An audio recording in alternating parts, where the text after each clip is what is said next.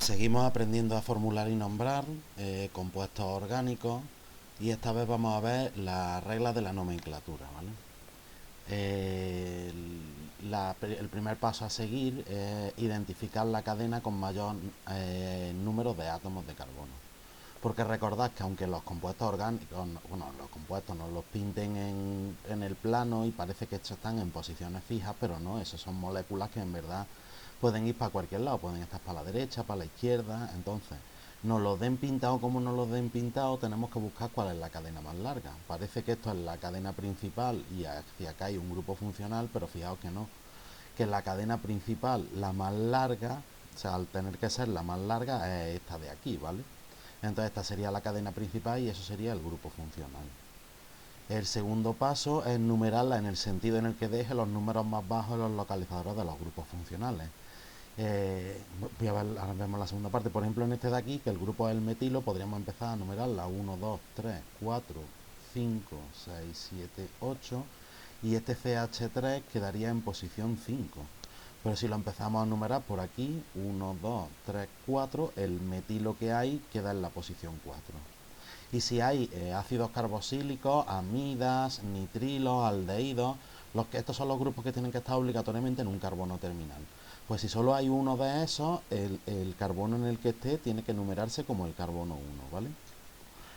Si hay varios grupos, si hay varios de del grupo de ácido carboxílico, pues el 1 será el que a los demás grupos los deje con los números más bajos.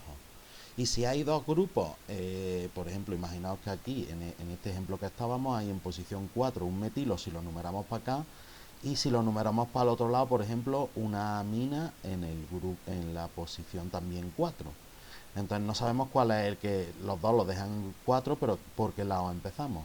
Pues ahí tenemos que tener en cuenta el orden de prioridad, ¿vale? Como he dicho, estos terminales son los prioritarios, pero por ejemplo, si tenemos entre un alcano y una amina, la amina sería prioritaria, con lo cual habría que numerar en esta dirección: 1, 2, 3, 4, 5, 6, 7 y 8. Y quedaría la amina en posición 4 y el metilo en posición 3, ¿vale? Esto es para cuando haya, en caso de empate entre grupos funcionales, para que queden los números más bajitos, pues el principal es el que manda, ¿vale? Y si no hay empate, pues que queden los números más bajitos simplemente. Luego hay que seleccionar la raíz correspondiente al principal, aquí como he dicho que es de 8, la raíz sería oct, o octa o octán, ¿vale? Dependiendo de cómo se haga, se puede poner oc, octa, si el otro termina en consonante, perdona, si lo que luego vamos a escribir es en consonante, y si lo que luego vamos a escribir está en vocal, pues también se puede poner octán en vez de simplemente oc. Ahora seleccionamos los prefijos y los sufijos de los grupos funcionales. Por ejemplo, si es prefijo, sí, lo vamos a nombrar como no principal, que ahora lo veremos, que sería, por ejemplo, este sería amino y este metilo, ¿vale?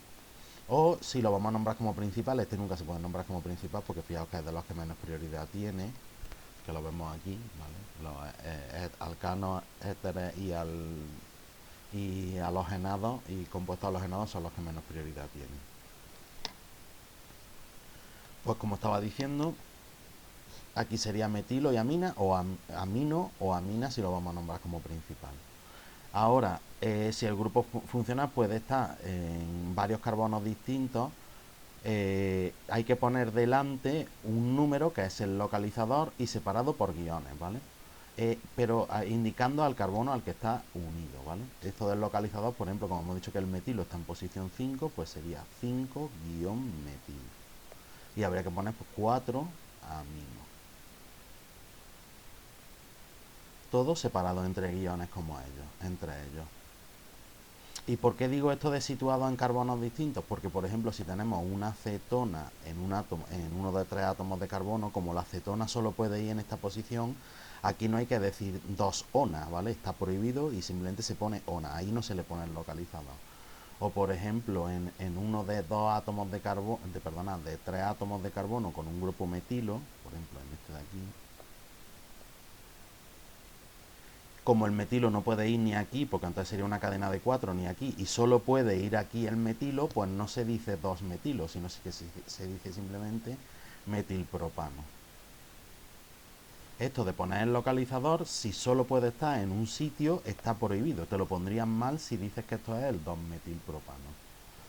En cambio, si puede estar situado en carbonos distintos, pues hay que especificarlo. Como decíamos en el de antes, el metilo puede estar ahí, pero bueno, también podría estar aquí en la posición 4 el metilo en vez de ahí, ¿vale?